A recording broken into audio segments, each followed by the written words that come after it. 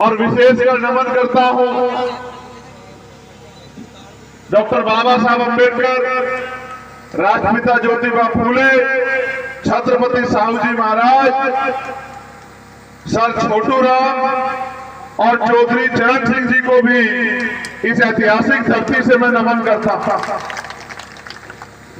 मैं उत्तर प्रदेश में जन्मा हूं, लेकिन आप इस बात को बेहतर तरीके से जानते हैं कि जब भी राजस्थान में आपने मुझसे उम्मीद की हो, मैंने कभी राजस्थान में अपने भाइयों को निराश नहीं किया। जहां उन्होंने पसीना देने का काम किया, मैंने तन मन धन से जान लुटाने का काम वहां किया। मैं किसी मंत्री मुख्यमंत्री का बेटा भतीजा नहीं हूं और मुझे इस बात से फर्क भी नहीं पड़ता।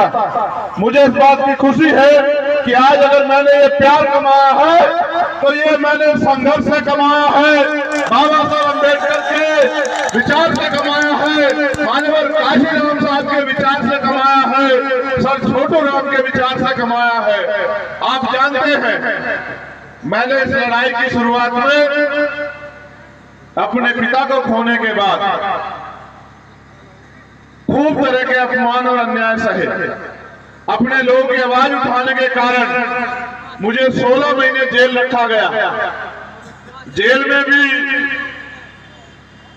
एक 10x6 की, उसको तनाई कहते हैं, चक्की। जयपुर में तो वो नहीं है, मैंने जयपुर की जेल भी देखी। जब सीएचए के भाइयों की लड़ाई लड़ने के लिए आया था तो मुख्यमंत्री अशोक गहलोत जी ने मुझे 4 दिन जयपुर की जेल भी दिखाई थी। मैं उनका बहुत बहुत धन्यवाद करता हूं। जब उन्होंने मुझे जेल दिखाई तो मेरा विश्वास और अटूट हो गया कि मैं आने वाले समय में अपने साथियों के साथ इतनी मेहनत करूंगा कि किसी निर्दोष को इस जेल में ना रहना पड़े। जब मैं 16 महीने की जेल काट रहा था, हमारे भावी मुख्यमंत्री यहां बैठे हैं, जितना उत्पीड़न वो मेरा कर सकते थे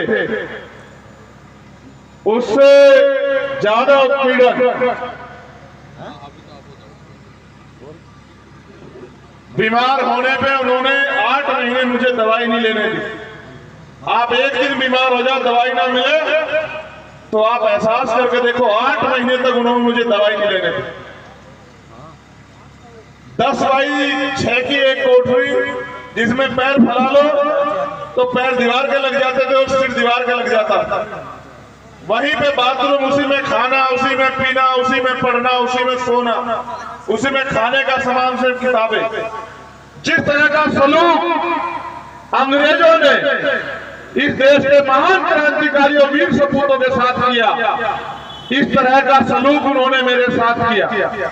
मैं जब सोचता हूं आदरणीय मंच कि शहीद आजम सरदार भगत सिंह में वो हिम्मत कहां से आई कि उन्होंने 23 साल की उम्र में फांसी का फंदा हंसते हंसते स्वीकार किया, तो मुझे एहसास हुआ कि जब अन्याय का, जुल्म की इंतहा बढ़ जाती है तो आदमी निर्णय लेता है।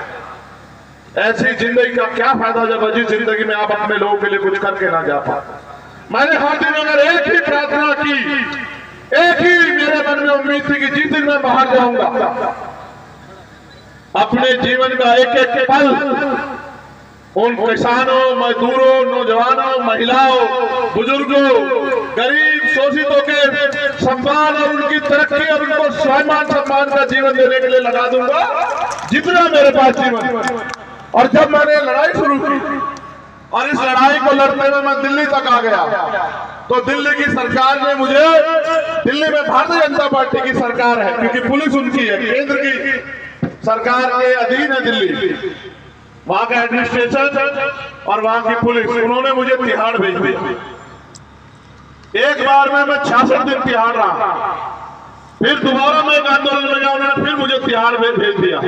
और घबराना मत मेरी इस बात को सुन के, एक डंडे पे लटका के 250 लाठियां मारी होंगी उन्होंने मुझे।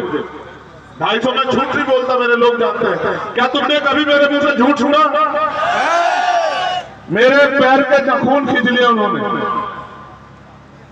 जितना वो उत्पीड़न कर सकते थे उतना उन्होंने किया, और उन्होंने मुझसे कहा कि गृह मंत्री जी से माफी मांग लो।